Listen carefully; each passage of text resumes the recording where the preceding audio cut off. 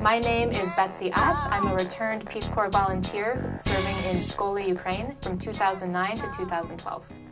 Peace Corps started in 1960 with the JFK presidency and served at that time in 6 countries. Now, in 2012, we have Peace Corps volunteers in 77 countries around the world.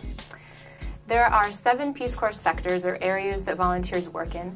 The biggest 3 of those are education, health and HIV/AIDS, and business development.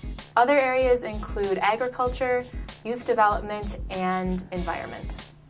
One thing that makes Peace Corps different than other volunteer programs is the length of volunteer service.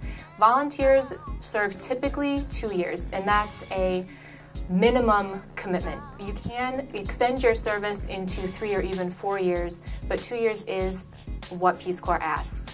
If you're interested in joining or learning more information about how to become a Peace Corps volunteer, there are recruiters on the Wisconsin-Madison campus, or you could go to the Peace Corps website and look at the information they have available there. Becoming a Peace Corps volunteer is really a life-changing experience. I went into Peace Corps thinking that I would change in fairly specific ways, and I came out changed not only in those ways, but in ways that I never ever thought I would change. It's also, aside from personal growth, a really great way to enter the international development sector. If that's something you're interested in, the skills you learn in Peace Corps can be translated very well into community development, international development, but more importantly, they can be translated into things that any job employer anywhere will be looking for. When I got to Skole, Ukraine, my site that I served at for 3 years, the people I was working with didn't know the word volunteer in their own language. Of course, they knew the word, but they didn't know what it meant. They had no context for what a volunteer did or how that could be helpful. I thought that the fact that they didn't know what that word meant in Russian or Ukrainian also meant that I didn't understand how that could possibly translate into a healthy community. What I came to learn is that Skole is a very healthy community, just not in the ways that American communities are strong.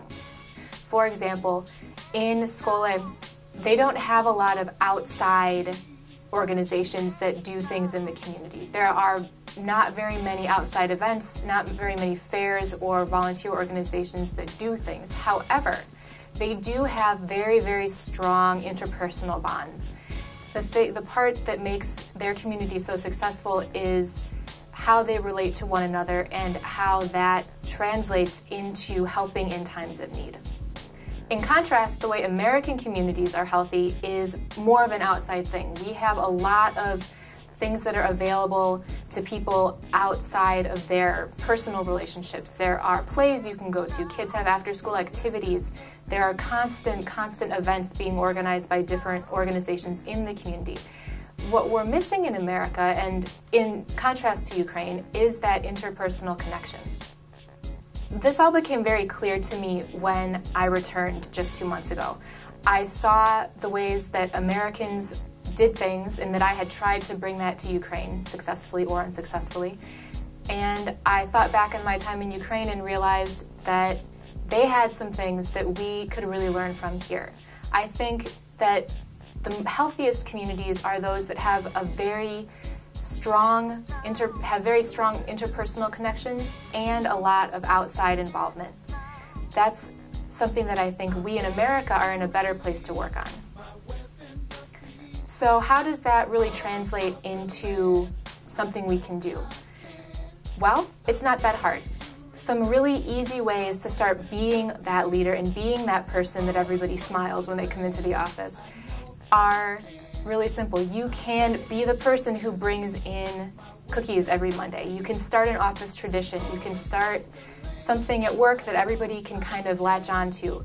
You can get to know the people in your neighborhood. You can say hi to your neighbors. You could become a regular at whatever coffee shop, grocery store, gas station you like to frequent. And those things all build the emotional connection that we have to the places we live in. And that is what I found is really important as a base for enjoying where you live. So that's something that I really learned in my Peace Corps experience, is how to build and how to live in a community that's successful on the outside and on the inside. I would encourage everybody who watches this to be the person who plants those seeds in their community, and when something takes root, don't give up on it. It might seem hard, but with a little bit of effort in those very simple things, you can really become a leader in your community and somebody that the community around you responds to in a very positive way.